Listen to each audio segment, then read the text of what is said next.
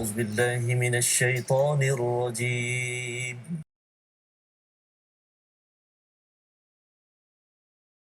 أعوذ بالله من الشيطان الرجيم.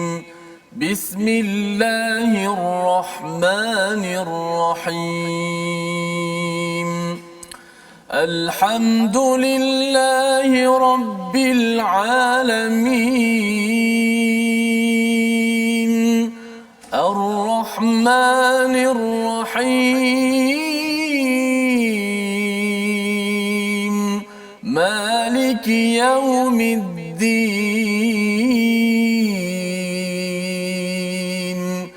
إياك نعبد وإياك نستعين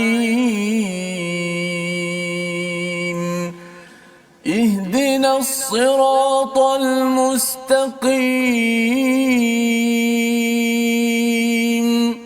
صراط الذين أنعمت عليهم غير المغضوب عليهم ولا الضالين.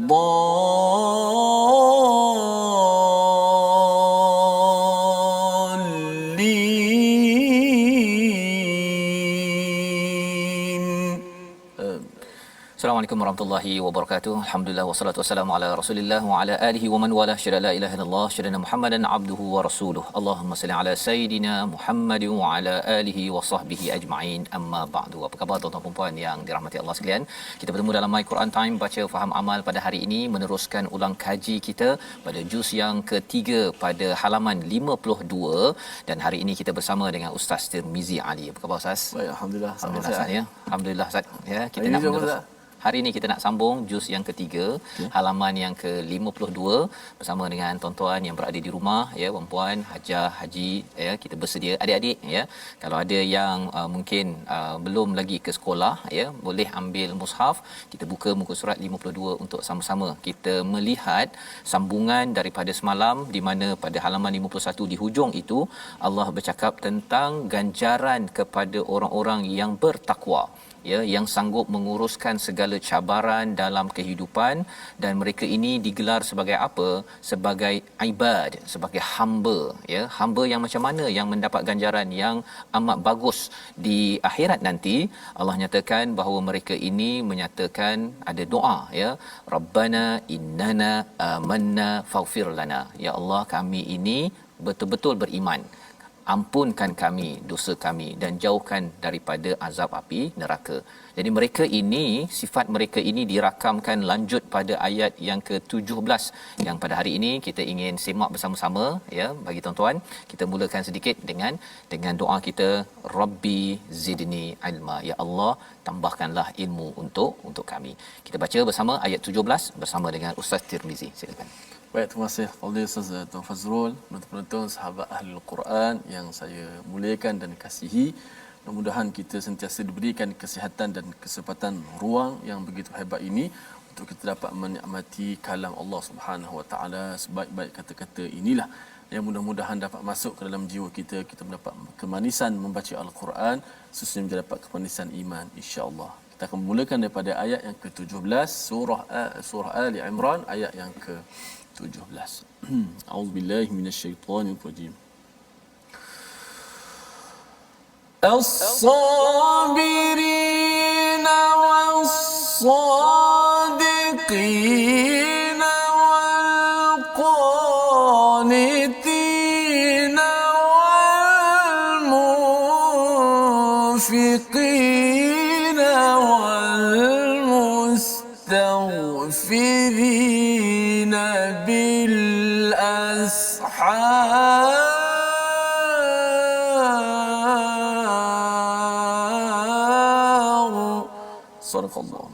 Juga orang yang sabar, orang yang benar, orang yang taat, orang yang menyedekahkan hartanya, dan orang yang memohon keampunan pada waktu sahur. pada waktu suhur, pada waktu sebelum fajar. Ini adalah beberapa kategori ustaz ya, bercerita tentang apakah yang dimaksudkan dengan hamba yang Allah sayangi, bil ibad ya, dalam hujung ayat 15, yang layak untuk mendapat rahmat kasih sayang Allah sehingga dibekalkan ke syurga, jannatun tajri min tahtihal anhar khalidina fiha wa azwajum mutahharah. Maksudnya ada tambahan kat situ istilah wa azwajum mutahharah itu kerana dia ada kaitan dengan ayat 14 sebelum itu. Jadi apakah sifat mereka ini? Yang pertama, mereka ini sabar mengerjakan kebaikan, sabar menjauhkan kemungkaran, sabar dalam ujian. Itu yang pertama. Yang kedua, mereka ini membenarkan kepada apa yang dibawakan ayat-ayat daripada Allah Subhanahu Wa Taala. Kita menjejak kepada Abu Bakar As-Siddiq bila Isra Mi'raj, dibenarkan ya, tidak dinafikan, tidak didustakan. Itu yang kedua. Yang ketiganya, wal qanitin, itu adalah orang yang amat taat ya. Yang taat, kalau kita cakap tentang taat, ada perkataan bahasa Arabnya taah, tapi qunut ini ialah dia sebelum apa-apa lagi sudah pun bersedia sedia untuk Allah Subhanahu Wa Taala. Bila Allah kata sila pergi sembahyang saja sudah bersiap sedia. Bukannya lambat, ya masih taat tetapi lambat untuk menunaikan sesuatu, itu bukan digelar sebagai qanitin. Jadi yang keempat ialah wal munfiqin, menginfakkan hartanya, dan yang kelima adalah mustaghfirin bil ashar ya, yang kita ingin sama-sama ustaz ya. Sebenarnya ayat 17 ini kita nak jadikan sebagai garis ukur masuk Ramadan nanti. Kalau boleh sabar ketika puasa, kita sadiqin ini, kita membenarkan apa sahaja yang Allah tawarkan kepada kita dengan ar-rayyan ya, dengan segala ganjaran yang ada, menjadi qanitin yang betul-betul bersiap sedia je, waktu dah nak solat isyak dah bersedia, waktu nak sembahyang tarawih dah bersedia, tahajud dah bersedia. Itu qanitin ya. Dan yang keempat, munfiqin, derma banyak-banyak, dan waktu sahur ustaz ya, bukan sekadar pada bulan Ramadan, tetapi kelebihan pada bulan Ramadan kita bangun untuk suhur, untuk makan pagi itu, gunakan ya, sambil makan kurma, sambil makan apa ustaz ni? Ustaz biasa sahur makan apa ustaz pagi-pagi? Pastinya kurma lah. Kurma ya. Tapi Okey. kena sulam jugalah. Oh, kena ada apa? Kena ada lain juga ya. Ya, tom yam ustaz. Oh, masya-Allah. Okey. Jadi jangan lupa, jangan tinggalkan untuk istighfar pada waktu itu. Kerana apa? Kerana ini adalah sifat hamba yang disayangi, yang Allah janjikan dengan kebaikan.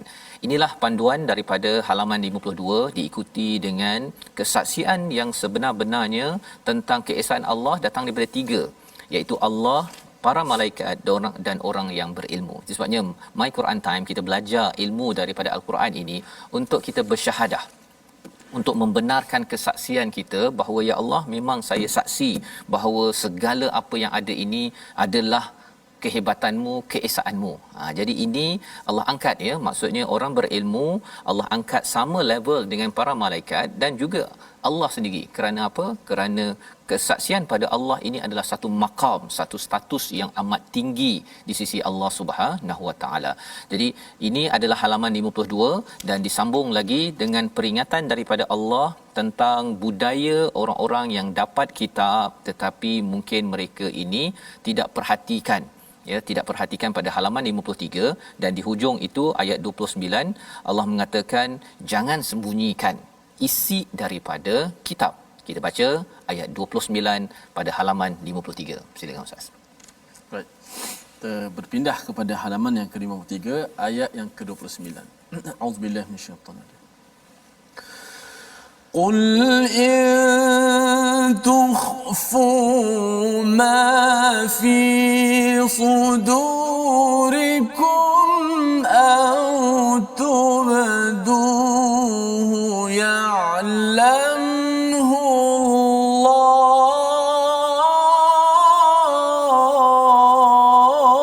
الله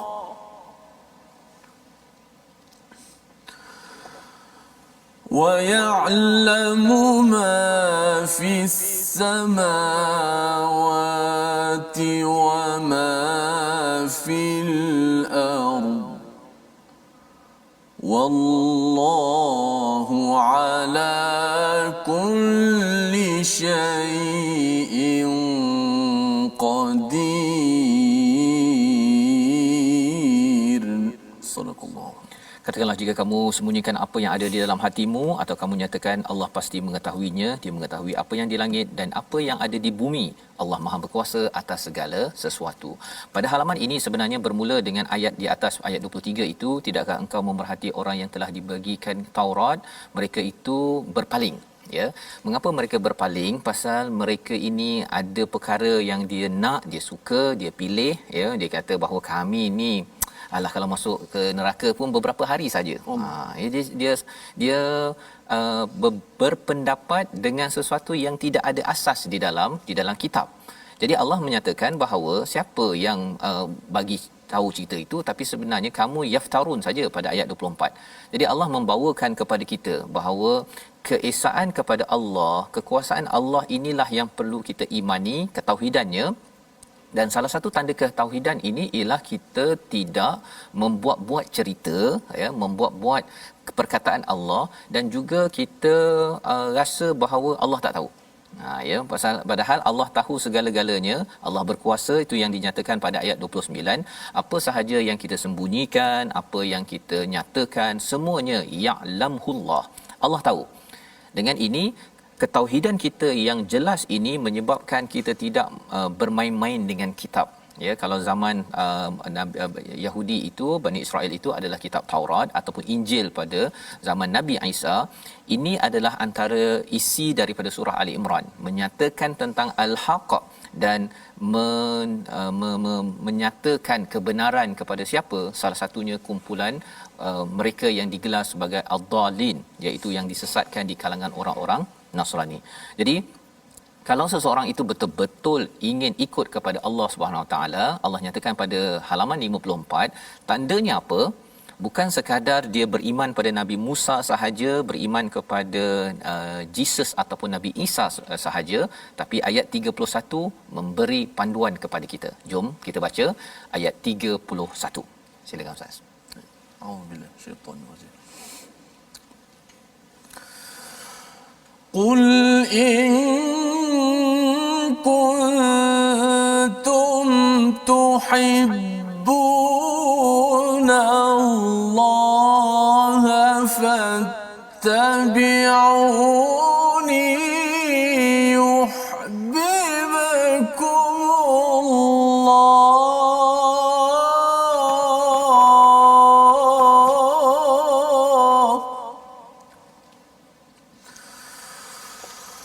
قل إن كنتم تحبون الله فاتبعوني يحببكم الله ويغفر لكم ذنوبكم والله غفور رحيم. Sadaqallah. Surah Al-Azim, katakanlah Muhammad, jika kamu mencintai Allah, ikutlah aku, nescaya Allah mencintaimu dan mengampuni dosa-dosamu. Allah Maha Pengampun lagi Maha Penyayang. Jadi ini adalah panduan bagaimana untuk berpegang kepada Al-Haq. Ada orang yang kata bahawa saya berpegang pada Al-Haq, beriman kepada Allah semata-mata, saya tak payah ikut Rasul. Anti hadis Ustaz, ya. Jadi ini adalah orang yang sebenarnya tak baca Quran kot. Kan? Kalau baca Quran, dekat sini dah jelas dah Quran cakap, kalau nak cinta sangat pada Allah, fattabi'uni, ikut dekat-dekat, bukan ikut jauh-jauh, ya, ikut dekat-dekat. Kepada siapa? Ni itu merujuk kepada Nabi sallallahu alaihi wasallam. Maka Allah akan cintai kita dan Allah akan ampunkan dosa. Ikut, kita ada niat nak ikut pada Nabi dekat-dekat. Nabi amat prihatin pada umatnya, kita pun nak ikut sunnah tersebut. Nabi suka makan dan sunnahnya makan tangan kanan, kita makan tangan kanan. Nabi buat persediaan untuk Ramadan, kita pun buat persediaan untuk Ramadan. Maksudnya kita ikut dekat-dekat sunnah Nabi. Allah janjikan dua perkara. Allah cintai kita dan Allah ampunkan dosa kita. Allah kata Allah itu Maha Pengampun, Maha Penyayang. Ini adalah sebagai satu pengenalan penting, terutama bila membawa kepada kisah kelahiran seorang insan namanya Maryam, ya, yang disampaikan pada ayat ke-35, ya, ataupun ya, ayat 35 ini, dan diteruskan kisah tentang kelahiran Maryam dijaga oleh pak ciknya Zakaria. Dan pak ciknya ini dia tengok ada anak saudara, dia pun nak anak, Ustaz, ya. Jadi apakah doa Nabi Zakaria? Kita baca daripada ayat 38 halaman 55, insya-Allah. Silakan, insya-Allah. A'udzubillahi minasyaitonir rajim. هنالك دعا زكريا ربه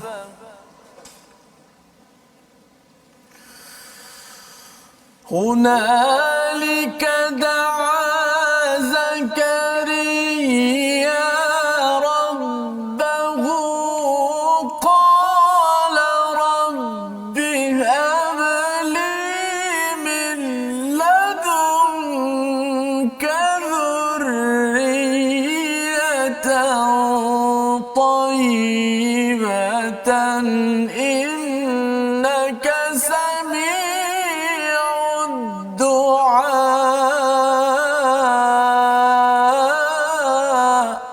صدق الله. Di sanalah Zakaria berdoa kepada Tuhannya di mihrab, ya. Dia berkata, ya Tuhanku, berilah aku keturunan yang baik daripada sisimu, sesungguhnya engkau Maha mendengar doa. Nabi Zakaria, Ustaz, ya, dah tua, tak ada anak, ya, tak ada anak. Dan kalau nak ikut logiknya, mungkin dah tak ada anak dah disebabkan isterinya yang tidak subur, ya.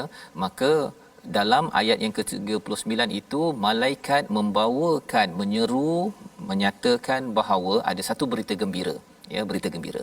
Tetapi pada waktu itu, wa huwa qaimun yusalli fil mihrab. Apa tandanya? Apa kepentingan ayat ini? Ialah berita gembira itu diberikan ketika Nabi Zakaria berdiri menunaikan solat di mihrab, di tempat solat itu sendiri. Pedoman untuk kita apa? Jika ada sesuatu perkara yang kita ingin dalam hidup kita nampak seperti mustahil, jangan lupa solat. Jangan lupa untuk kita memohon kepada Allah, lagi serius kita untuk solat. Kita solat fardu, tetapi kita lagi mengadu kepada Allah Subhanahu Wa Taala, dan akhirnya Allah memberikan, kerana Allah berkuasa. Allah berkuasa, dan ini adalah kisah tambahan untuk memaknai kepada kelahiran seorang insan. Seorang insan selepas ini. Namanya siapa? Kalau Zakaria itu rasa macam tak ada anak, boleh ada anak. Selepas ini Allah boleh jadikan seorang anak walaupun tidak ada seorang ayah. Ya, jadi ini adalah perkara yang kita boleh lihat pada ayat 46 pada halaman 56. Mari kita tengok sama-sama ayat pendek 46 itu, Ustaz, ya. Bercerita tentang kelahiran seorang insan yang namanya siapa? Jom kita baca dahulu ayat 46. 46, okey. Baik. Saya rasa untuk ulang kaji, Ustaz, kita betul-betul tough, Dia terus baca terus, dia tak ada orang kata apa, bunga-bunga dah. Tak ada. Terus point tu. Dia terus dia tengok cerita terus je, Ustaz, ya. Ulang kaji bersama tuan-tuan. Silakan. Mudah-mudahan Allah beri suara yang sihat, insya-Allah, dan juga Ustaz Fas, insya-Allah. A'udzubillahi minasyaitonirrajim. Bismillahirrahmanirrahim. ويكلم الناس في المهد وكهلا ويكلم الناس في المهد وكهلا ومن الصالحين.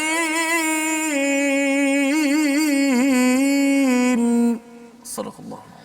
Dan dia berbicara dengan manusia ketika di dalam buaian dan ketika sudah dewasa, dan dia termasuk orang-orang yang soleh. Siapakah dia? Nabi Isa Ibnu Maryam, iaitu seorang insan yang lahir tanpa bapa.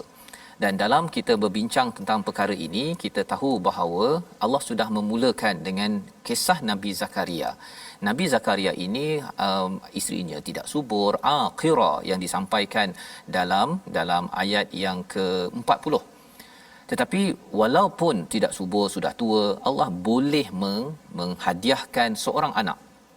Maka bila bawa kepada kisah Maryam ini, mungkin lagi pelik disebabkan tidak ada ayah, dan disampaikan lagi pada ayat lain di mana sebenarnya Nabi Adam juga lagi pelik, iaitu tidak ada ayah, tidak ada ibu, lahir di atas muka bumi ini. Jadi segala perkara pelik tidaklah pelik bagi Allah Subhanahu Wa Taala. Dan apakah yang berlaku pada Nabi Isa, dan dia berbicara dengan manusia ketika dalam buaian dan ketika sudah dewasa. Ya, ada dua. Ketika Mahdi di dalam buaian itu memang pelik, tetapi yang keduanya ialah wakahla. Wakahla ini ustaznya bercakap ketika sudah dewasa. Dewasa ni kalau kita dah boleh bercakap, itu tak berapa pelik. Jadi mengapa Allah rakamkan di dalam ayat ini? Kerana Nabi Isa ini dia bila dah sampai dewasa, sampai satu masa ustaz ya, ditarik oleh Allah SWT dan akan muncul kembali. Yang inilah antara dalil menunjukkan bahawa Nabi Isa akan kembali ke muka bumi ini dalam keadaan dia masih belia, ya, kembali semula, dan dia berbicara kepada manusia. Ya, kerana apa? Kerana beliau diangkat oleh Allah Subhanahu Wa Taala secara jasadi, jasad dan rohnya diangkat oleh Allah dan akan dikembalikan di akhir zaman. Dan berada di kalangan siapa? Dia bukan berada di kalangan orang Yahudi, di kalangan orang Nasrani, tetapi wa minas salihin, di kalangan orang-orang yang soleh. Jadi dalam ayat 47 bercerita tentang kata ibu Isa, iaitu Maryam berkata, ya Tuhanku, macam mana aku nak dapat anak padahal aku ni tidak pernah disentuh, walam yamsasni bashar. Qala kadzalik, ya, qala kadzalikillahu yakhluqu ma yasha. Allah boleh buat sama seperti perkataan yang diucapkan pada ayat 40, kadzalikallahu yaf'alu ma yasha. Ya, Allah nak buat mudah.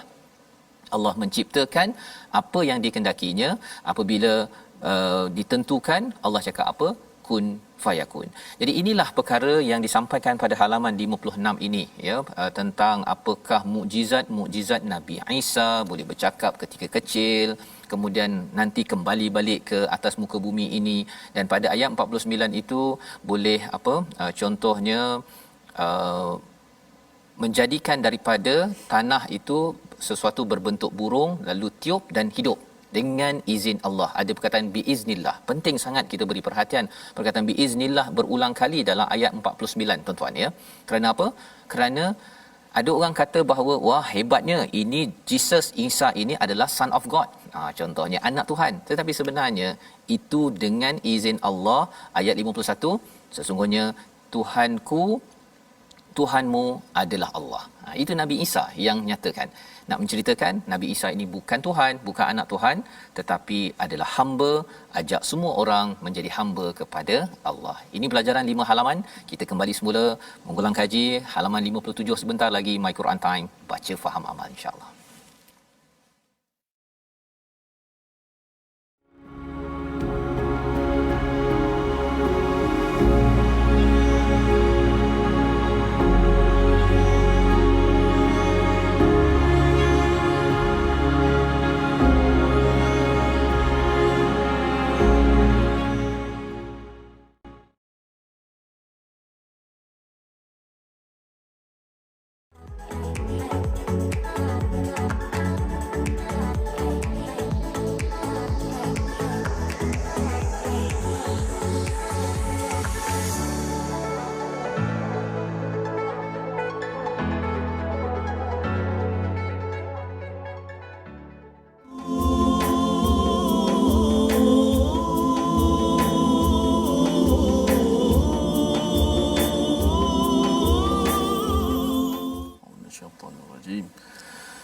إن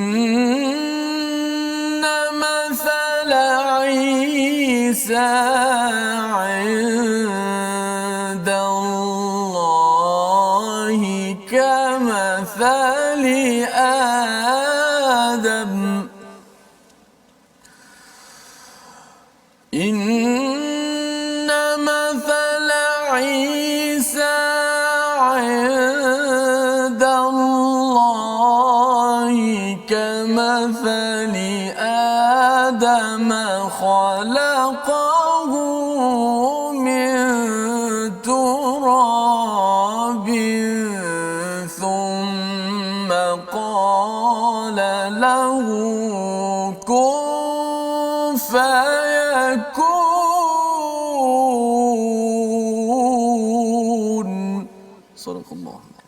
Sadaqallahul Azim. Kita kembali dalam My Quran Time untuk ulang kaji pada juz yang ketiga pada hari ini, dan kita bersyukur Ustaz ya, kita makin terus mencapai ataupun kita memahami apa yang ada di dalam Al-Quran bersama dengan tuan-tuan yang berada di rumah, dan kita bersama dengan rakan-rakan kita di online sebentar lagi untuk kita dengar tadabbur ayat 59 yang maksudnya sesungguhnya perumpamaan Isa bagi Allah seperti Adam.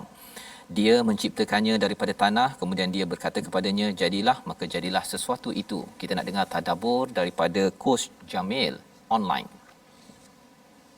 Bismillahirrahmanirrahim. Terima kasih Tuan Fatul, Ustaz Tirmizi. Ayat ini menjadi petunjuk kepada orang yang tertanya-tanya bagaimana Nabi Isa AS diciptakan. Allah bagi perumpamaan penciptaan Nabi Isa seperti Nabi Adam. Bila mana Allah Ta'ala berkehendak, Allah Ta'ala berkata, kun fayakun, jadi maka jadilah. Tuan-tuan perempuan, kun fayakun, jadi maka jadilah. Wallahu'alam. Terima kasih diucapkan pada Coach Jamil. Ini adalah ayat yang sesuai ya. Kalau katakanlah Coach Jamil, tuan-tuan sekalian pergi ke church, pergi ke gereja, berjumpa dengan padri ke apa ke, boleh hadiahkan ayat ini Ustaz Tir. Bacakan pada dia, setuju tak bahawa Nabi Adam manusia? Setuju ya. Nabi Isa itu setuju tak dia ni lahir daripada Maryam? Setuju, from Mary contohnya. Maka bacakan ayat ini, dan ayat ini untuk sebagai hujah. Ayatnya pendek tetapi hujah yang mantap untuk menyatakan bahawa sama sahaja, malah lebih daripada itu sepatutnya. Kalau kagum pada Nabi Isa, patut kagum pada Nabi Adam Ustaz ya. Nabi Adam tak ada ayah, tak ada ibu, ada. Kan? Nabi Isa tidak ada ayah semata-mata. Jadi Allah menyatakan bahawa kun fayakun, itu adalah keimanan kepada kita bahawa Allah berkuasa. Jangan kita ragu-ragu lagi bahawa sebenarnya ada kebenaran kot kalau percaya kepada Jesus Christ ataupun agama Nasrani. Itu bukan. Ini adalah ketetapan al-haq yang jangan dirasakan rasa mumtarin pada ayat 60, iaitu rasa ragu-ragu lagi. Baik. Jadi pada halaman 57 ayat ataupun seterusnya ini, kita dah mula bercakap tentang dalam surah Ali Imran ini tentang kisah Nabi Isa sebagai satu hujah kepada orang-orang yang dhalin, yang sesat di kalangan Nasrani. Dalam masa yang sama Allah mengajarkan kepada kita al-haq dan kebenaran dan prinsip. Kita lihat pada muka surat 58 pada ayat yang ke-67 ya, kita akan baca bagaimana al-haq yang ada ini bukan sekadar pada Nabi Muhammad tetapi juga kepada Nabi Isa, juga kepada nabi-nabi sebelum ini termasuk Nabi Ibrahim. Kita baca ayat 67 dulu Ustaz. Silakan. Auzubillahi minasyaitanir ما كان إبراهيم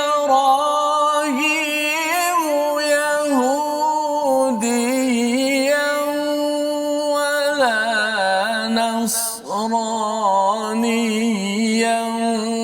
ولكن كان حنيفا مسلما وما كان من المشركين. Sadaqallah. Ibrahim bukanlah seorang Yahudi dan bukan pula seorang Nasrani, tetapi dia adalah seorang yang lurus, Muslim, Hanifa, ya, Hanif, dan dia tidak termasuk orang-orang yang musyrik. Kita dengarkan tadabbur online bersama Ustaz Syafiq. Baik, terima kasih kepada Ustaz Fazrul dan juga Ustaz Tirmizi. Bismillahirrahmanirrahim. Dalam ayat ini Allah mengingatkan saya tentang Nabi Ibrahim bukanlah pemeluk agama Yahudi maupun Kristian, akan tetapi Nabi Ibrahim adalah seorang yang teguh pendirian dia sebagai seorang Muslim yang taat pada perintah Allah, dan dia juga bukan daripada golongan orang musyrik. Saya jelas untuk ikut jejak langkah Nabi Ibrahim alaihi wassalam. Allahu a'lam. Terima kasih diucapkan pada Ustaz Syafiq pada ayat 67 ya, untuk menafikan kepada pelbagai perkara-perkara kufur, syirik, iaitu kalau daripada agama samawi Ustaz ya, Kristian dan Yahudi. Asalnya mereka ini dapat kitab tetapi mereka menyeleweng, bukan, dan juga tidak terlibat ya. Nabi Ibrahim sebagai seorang nabi, sebagai seorang rasul, itu juga bukan seorang yang syirik kepada Allah. Ini mesej kepada orang-orang musyrik di Mekah. Kalau katakan Yahudi Nasrani itu mungkin kepada mereka yang berada di Madinah yang mendengar, mereka kata Saya ingatkan Abrahamic faith. Ada yang kata guna istilah itu, keimanan, kepercayaan daripada Nabi Ibrahim melahirkan Yahudi, Nasrani, ataupun melahirkan Islam, melahirkan apa lagi? Melahirkan orang-orang musyrik di Mekah. Maksudnya pasal mereka kata kami juga bertawaf macam Nabi Ibrahim. Semua nak claim, semua nak menuntut kami ni ada kaitan dengan Nabi Ibrahim. Tapi sebenarnya ini bukan Nabi Ibrahim. Nabi Ibrahim hanyalah hanifan musliman. Muslim sejak sedia kala, ya. Jadi ini keimanan agar kita tidak terlibat dalam apa istilahnya interface dialog, boleh ya, dialog antara kepercayaan, tetapi kita tidak menyamaratakan, istilahnya pluralism misalnya. Pluralism ni menyamaratakan agama bahawa sama je. Tidak sama. Sebenarnya Nabi Ibrahim hanya Islam apabila kita melihat kepada sejarahnya sepanjang Al-Quran. Jadi kita meneruskan pada halaman 59 bila kita melihat kepada pembersihan kepada keimanan itu kepada ahli kitab. Allah menyeru kepada ahli kitab ini, ya, apakah kerancuan, ya, kerosakan yang mereka laksanakan, dirakamkan pada ayat 71. Ini untuk kita ambil pelajaran, terutama bagi mereka, kita semua yang belajar Al-Quran, adik-adik yang pergi belajar agama. Kita nak memastikan kita tidak terperangkap jadi seperti tokoh agama yang dinyatakan pada ayat 71. Jom kita baca ayat 71. Silakan Ustaz. A'udzubillahi minasyaitanir rajim. Ya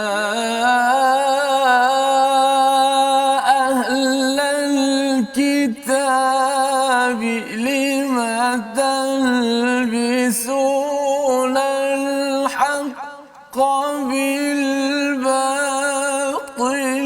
وتكتمون الحق وأنتم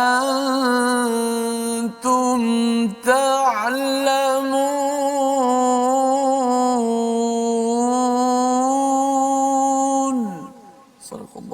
Wahai ahli kitab, mengapa kamu mencampur adukkan kebenaran dengan kebatilan dan kamu menyembunyikan kebenaran padahal kamu mengetahuinya? Mari sama-sama kita dengarkan tadabbur ringkas daripada Cikgu Mas online. Bismillahirrahmanirrahim. Terima kasih Ustaz. Dalam ayat ini memperingatkan saya tentang sikap ahli-ahli kitab, iaitu yang pertama, mereka berani mencampur adukkan antara kebenaran dengan kebatilan, mengubah ayat-ayat Allah.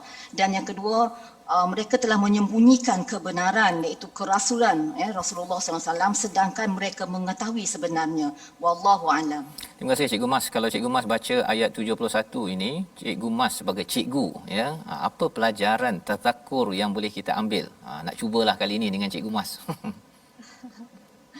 Jadi pelajaran daripada saya, kalau sebagai guru di sekolah untuk mengajar, kita tidak boleh menyembunyikan kebenaran, tidak boleh menyembunyikan fakta, tidak boleh pembalik-balikkan, ya. Kalau benda itu kebenar adalah benar. Subhanallah. Terima kasih diucapkan pada Cikgu Mas. Mesej kepada cikgu-cikgu, ya, saya juga cikgu lah, ya Ustaz, ya. Kita sama mendidik, ya, di rumah, di sekolah, di mana, di TV ini tak boleh sembunyikan. Kalau benda itu dah benar, perlu dimaklumkan, tidak boleh dicampur adukkan, ya. Untuk kalau kita lihat kepada sejarahnya, ahli kitab ni dia ada interest, dia ada kepentingan. Kalau katakan dia cakap terlampau jujur sangat, nanti kena tarik projek Ustaz, ya. Tak dipanggil lagi sebagai penceramah. Jadi itu yang disampaikan pada ayat 71, ya, sebagai pelajaran kepada kita. Dan diteruskan lagi, ya, pada halaman 59 itu pada ayat 75 masih wa min ahlil kitab min inta'man hubiqintar, ya, iaitu jika engkau meminjamkan kepadanya harta yang banyak, nescaya dia mengembalikan kepadamu. Tetapi ada pula mereka yang meminjamkan kepadanya 1 dinar, dia tidak kembalikan. Jadi ada isu integriti, isu amanah, kerana mereka ni dipercayai. Mereka ni orang agama. Jadi dalam masyarakat, orang agama ni akan dianggap tinggi, dipandang mulia. Tetapi kita sebagai orang yang diberi kepercayaan itu, jangan dirosakkan kepercayaan itu. Jadi ini pelajaran daripada halaman 59. Kita nak bergerak kepada halaman 60. Kali ini kita nak melihat kepada salah satunya tentang masih lagi Allah menegur kepada golongan mereka yang terutama yang diberikan ilmu agama, ya. Kalau dalam ayat 79 ini pada nabi ustaz, ya, amarannya sampai kepada Nabi sallallahu alaihi wasallam. Jadi ini adalah untuk memastikan kebenaran ini tidak dimanipulasikan. Macam mana ia dimanipulasikan? Salah satunya adalah oleh tokoh agama. Jadi surah Ali Imran ini memang amat serius. Kristian wujud adalah kerana tokoh agama yang memanipulasikan ajaran, ya, tokoh agama, bukan orang biasa-biasa. Orang biasa diikut je kepada orang yang beragama. Jadi mari kita baca sama-sama disiplin pada ayat 79. Silakan ustaz. Auzubillahi minasyaitanir ما كان لبشر أن يؤتيه الله الكتاب والحكم والنبوة ثم يقول للناس كونوا عبادا لي من دون الله ولكن كونوا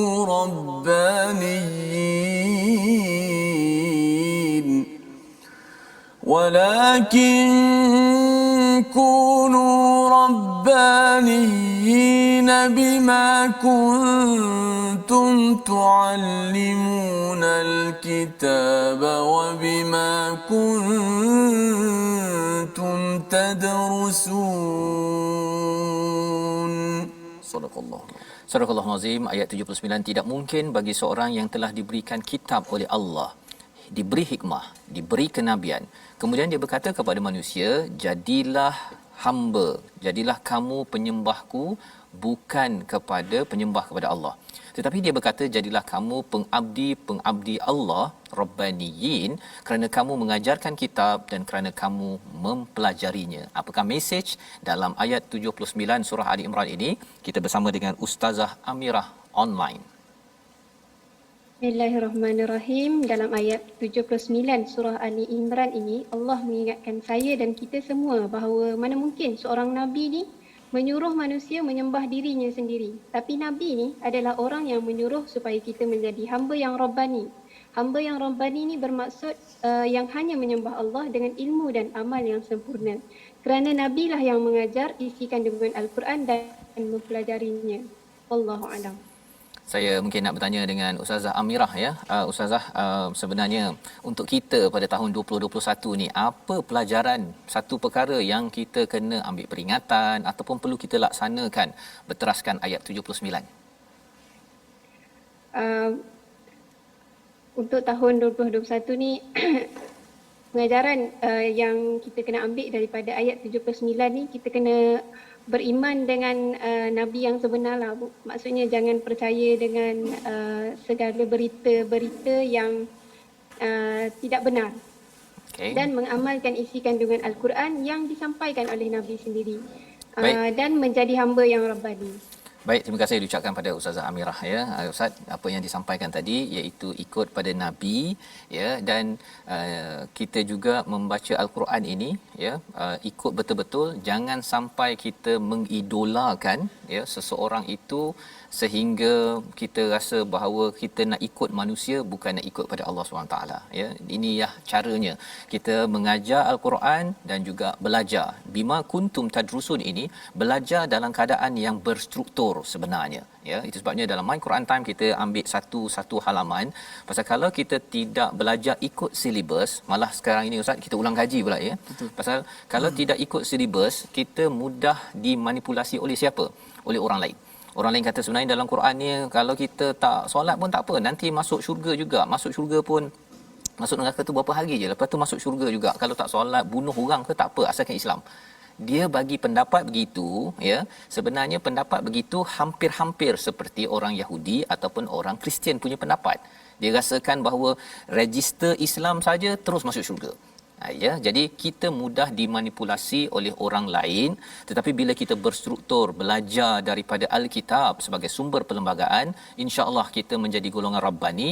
Maksudnya fokus kita adalah Rabb, kepada Allah, bukannya kepada tokoh-tokoh yang kita kagum percakapan mereka, selebriti, pada penceramah, sehingga kita mengangkat pendapat dia lebih tinggi ataupun sama tahap dengan Alkitab yang ditegur oleh Allah. Ini cara bagaimana untuk kita kekal bersama kebenaran, ya, setia bersama kebenaran. Inilah yang diajar dalam surah Ali Imran. Baik Ustaz, kita nak bergerak lagi, ya, kepada halaman akhir juz yang ketiga. Kita ada masa sedikit, ya, kita baca daripada ayat 85. Ayat 84 itu bercakap tentang seruan kepada Nabi. Banyak perkataan kul dalam surah Ali Imran ini Ustaz, ya. Untuk maklumat tuan-tuan, kalau Allah suruh cakap kul itu maksudnya kita kena kuatkan, pasakkan dalam hati kita isi-isinya itu, dan kemudian kita kena sampaikan pada orang lain. Pasal apa? Kalau kita tak sampaikan, orang tak tahu kebenaran ini. Ya, sebagaimana dalam ayat yang 84, kami beriman pada Allah dan kepada apa yang diturunkan kepada kami, kepada Ibrahim, Ismail, Ishak, Yakub, anak cucu mereka, dan apa yang diberikan pada Musa, Isa dan para nabi daripada Tuhan mereka, kami tidak membezakan, la nufarriq. Itu penting. Ya, apa maksudnya? Ialah kita tidak macam orang Kristian, dia pilih Nabi Isa, dia tolak Nabi Muhammad.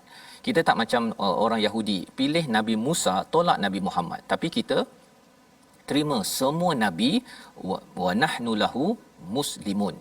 Ayat 85 ini menceritakan hakikat yang diterima oleh Allah adalah Islam. Mari kita baca sama-sama 85. Auzubillahi minasyaitanir ومن يبتغي غير الإسلام دينا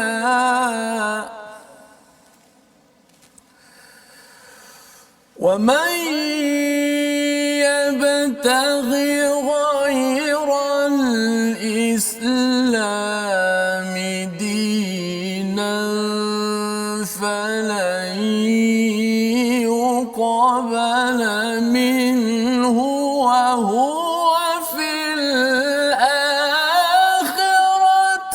من الخاسرين.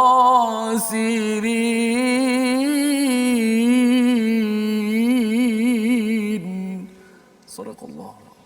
Dan barang siapa mencari agama selain Islam, dia tidak diterima, dan di akhirat dia termasuk orang yang rugi. Ayat yang pendek, tetapi kita ingin melihat tadabbur daripada Puan Salwa online. Terima kasih. Bismillahirrahmanirrahim. Dalam ayat ini mengingatkan saya dan keluarga saya supaya dan umat Islam Suria, dan ayat ini mengingatkan saya dan manusia yang lain supaya jangan mencari agama selain pada agama Islam. Kerana sekiranya saya mencari agama lain, saya akan mendapat kerugian di akhirat nanti. Wallahu a'lam. Terima kasih diucapkan pada Puan Sarwa. Kita kena bersungguh-sungguh. Ya, bertari itu kita berusaha mencari Islam, ya. Pasal apa? Pasal kalau ia tidak dicari bersungguh-sungguh sambil lewa sahaja, maka kita digelar sebagai orang yang rugi di akhirat. Di dunia ini dikira sebagai orang yang tidak diterima, ya, tak diterima, tidak dialu-alukan oleh Allah Subhanahu Wa Taala. Kita guna oksigen kita dapat makan, tetapi macam orang datang bertamu Ustaz, ya. Orang kita jemput tiba-tiba rasa macam lapar, pergi kenduri tempat orang tak jemput kita boleh makan.